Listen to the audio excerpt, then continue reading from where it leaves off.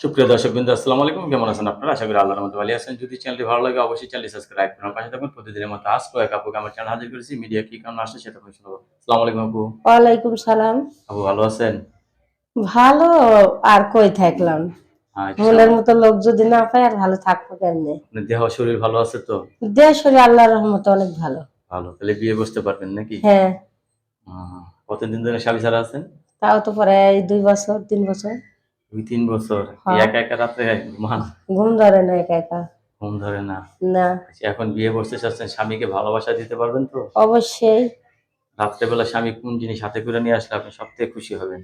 সব থেকে খুশি হবো কোন জিনিস হাতে করে আনলে একটু ভালোবাসলেই তো খুশি। বাবা! একটু ভালোবাসলেই খুশি। মানে একটুখানি আসো, কাছে এসে কাজী বসো। ভাষা। ভালোবাসা দাও না? হুম। দর্শক আপুর কথাগুলো শুনলেন। আপু কিন্তু অত্যন্ত সরল সোজা মানুষ। আপু অনেকদিন ধরে স্বামী ছাড়া, সে নতুন করে সংসার করতে চাচ্ছে। ছেলে যে বয়সের হোক, আপুর তরফ থেকে কোনো সমস্যা নেই। আছে? না ভাই কোনো সমস্যাই নাই।